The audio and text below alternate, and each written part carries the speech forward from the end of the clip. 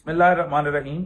हमारे वफाकी वज़ीर दाखिला जनाब शेख रशीद अहमद साहब बड़े अरसे से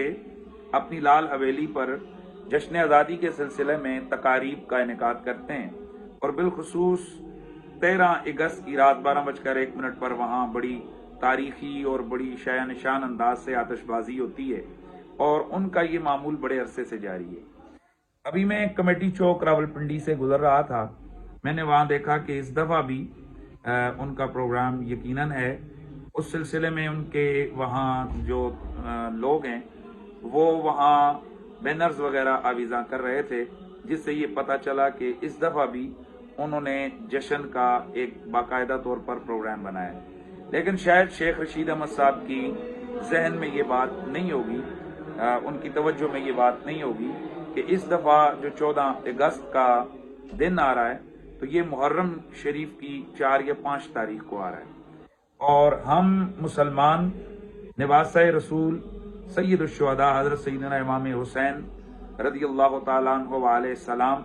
और आपके रुफ़क़ा जो अहले बैत अतहार के बेगुनाह अफराद को करबला में शहीद किया गया, उस मुनासिबत से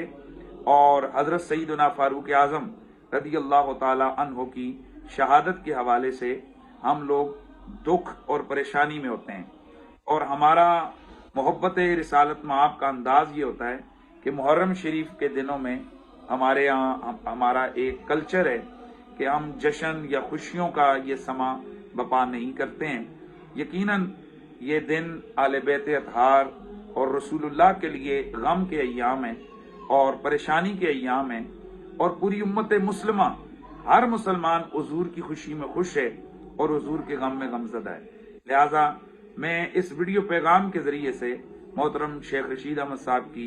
खिदमत में गुजारिश करता हूँ कि इस दफ़ा का ये जो आप जश्न का प्रोग्राम कर रहे हैं, आप इसको आतिशबाजी या जो दीगर रंगारंग तकारीब के सिलसिले में मुनक़िद करते हैं, बराए मेहरबानी इस दफ़ा इसको आप कैंसिल करें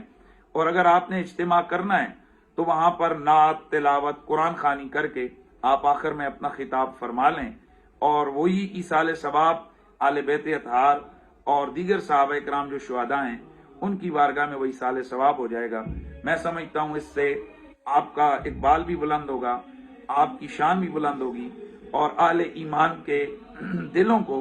यकीनन ज़िक्र और दर्द भी नहीं पहुंचेगा। बसूरत दीगर यकीनन आले ईमान, आले मोहब्बत और बिलखुसूस आले बैत अतहार के गुलामों के दिलों में आपका ये अमल दुख और दर्द की कैफियत बपा करेगा। उम्मीद है कि मेरी ये गुजारिशात